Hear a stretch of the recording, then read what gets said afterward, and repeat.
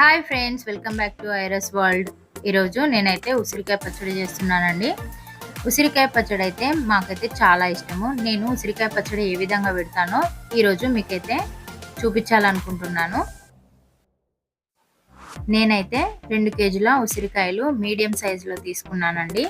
చిన్నవి అయితే ఒగరుగా ఉంటాయి, పెద్దవి అయితే అంత టేస్ట్ బాగుంటాయి. అందుకే మీడియం సైజ్ అయితే ఉసిరికాయలు తీసుకున్నానండి. ఈ పచ్చడి చేయడానికి నేనైతే పల్లి నూనెనైతే యూస్ చేస్తున్నానండి. ముందుగా ఒక 1/2 కేజీ ఆయిల్ వేసుకొని బాగా వేడి చేసుకోవాలి. వేడి చేసుకున్న తర్వాత ఈ ఉసిరికాయలను ఈ ఆయిల్లో వేసుకొని డీప్ ఫ్రై చేసుకోవాలండి. ఈ ఉసిరికాయలను మీడియం టు హై ఫ్లేమ్లో పెట్టుకొని ఫ్రై చేసుకోవాలండి. ఉసిరికాయలు ఈ విధంగా విచ్చుకునే వరకు మీడియం ఫ్లేమ్లో పెట్టుకొని ఫ్రై చేసుకోవాలి. ఈ విధంగా ఫ్రై అయిన తర్వాత ఉసిరికాయలను తీసి పక్కన ఒక ప్లేట్లో పెట్టుకోవాలి. కొన్ని ఉసిరికాయలను ఆయిల్లో వేసుకొని డీప్ ఫ్రై చేసుకోవాలండి. ఈ విధంగా వీడియోలో చూపిస్తున్నట్టు ఈ విధంగా ఫ్రై చేసుకోవాలి. ఉసిరికాయలు తినడం హెల్త్కి అయితే చాలా మంచిదండి.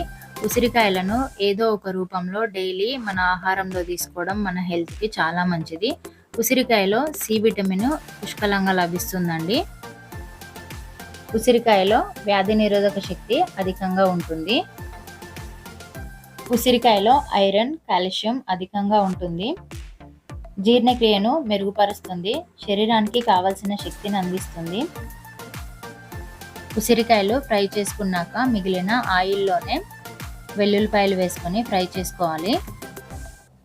అప్పటికప్పుడు దంచుకున్న వెల్లుల్లి ముద్దను కూడా కొద్దిగా వేసుకొని ఫ్రై చేసుకోవాలి. తర్వాత జీలకర్ర, ఆవాలు, ఎండుమిరపకాయలను వేసుకొని ఫ్రై చేసుకోవాలి. ఎండుమిరపకాయలు వేసుకున్నాక వెంటనే గ్యాస్ ఆఫ్ చేసుకొని ఆయిల్ని పక్కన పెట్టుకోవాలి.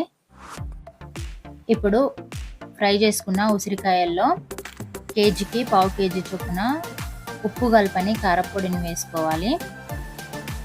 100 గ్రామ్స్ ఆవ పొడిని వేసుకోవాలి. ఒక 200 గ్రామ్స్ సాల్ట్ని వేసుకొని కలుపుకోవాలి. ఉసిరికాయ ముక్కలకి ఉప్పు, కారం, ఆవ పొడి బాగా కలిసే విధంగా కలుపుకున్న తర్వాత పోపు పెట్టుకున్న ఆయిల్ పూర్తిగా చల్లారిన తర్వాత ఈ ఉసిరికాయ ముక్కల్లో వేసుకొని ఈ విధంగా కలుపుకోవాలి. కొద్దిగా ఆయిల్ వేసుకొని కలుపుకోవాలి. ఆయిల్ మొత్తం వేసుకొని ఈ విధంగా కలుపుకోవాలి. ఇప్పుడు మన పచ్చడి అయితే రెడీ అయిపోయిందండి. ఆయిల్ ఏమైనా తక్కువగా ఉంటే ఒక 3 డేస్ తర్వాత చూసి మళ్ళీ కలుపుకోవాలి. ఈ పచ్చడిలో కొన్ని వెల్లుల్లిపాయలను పొట్టు తీసి వేసుకోవాలండి. పచ్చి వెల్లుల్లిపాయలను వేసుకుంటే పచ్చడి టేస్ట్ అయితే ఇంకా బాగుంటుంది. ఫైనల్గా మన ఉసిరికాయ పచ్చడి అయితే రెడీ అయిపోయిందండి. ఈ ఉసిరికాయ పచ్చడిని ఒక ఎయిర్ కంటైనర్లో పెట్టుకొని భద్రపరచుకోవాలి. ఈ ఉసిరికాయ పచ్చడిని వేడివేడి అన్నంలో వేసుకొని తింటే సూపర్ టేస్ట్ ఉంటుందండి. డైలీ మనం అన్నం తినేటప్పుడు ఫస్ట్ ముద్ద ఈ ఉసిరికాయ పచ్చడితో తింటే ఆ టేస్టే వేరే ఉంటుందండి. ఈ ఉసిరికాయ పచ్చడిని నేనైతే ఒక గ్లాస్ జార్లో పెట్టుకున్నానండి. ఇలా గ్లాస్ జార్లో పెట్టుకోవడం వల్ల ఎక్కువ రోజులైతే నిల్వ ఉంటుంది. ఈ ఉసిరికాయ పచ్చడిని ఈ విధంగా గ్లాస్ జార్లో ఎత్తుకొని ఒక 3 డేస్ వరకు కదల్చకుండా పక్కన పెట్టుకోవాలండి. ఈ విధంగా 3 డేస్ పక్కన పెట్టుకున్న తర్వాత మూత తీసి ఒకసారి చూసుకోవాలి. ఏమైనా ఆయిల్ తక్కువగా ఉంటే మరి కొద్దిగా కలుపుకోవాలండి. మనకైతే ఆయిల్ సరిపోయింది. చూడండి, ఆయిల్ పైకి తేలుతుంది. నాకైతే ఉసిరికాయ పచ్చడి అంటే చాలా ఇష్టం అండి. ఈ వీడియో కనుక మీకు నచ్చినట్లయితే ఒక లైక్ చేయండి, కామెంట్ చేయండి. ఉసిరికాయ పచ్చడిని వేడి అన్నంలో వేసుకొని తింటే సూపర్ టేస్ట్ ఉంటుందండి. నాకైతే చాలా ఇష్టము. ఇప్పుడైతే ఉసిరికాయ పచ్చడి ఎట్లుందో టేస్ట్ అయితే చూస్తున్నానండి.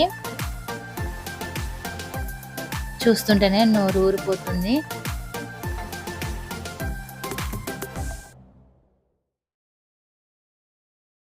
టేస్ట్ అయితే మస్తు ఉంది, సూపర్ టేస్ట్ ఉంది.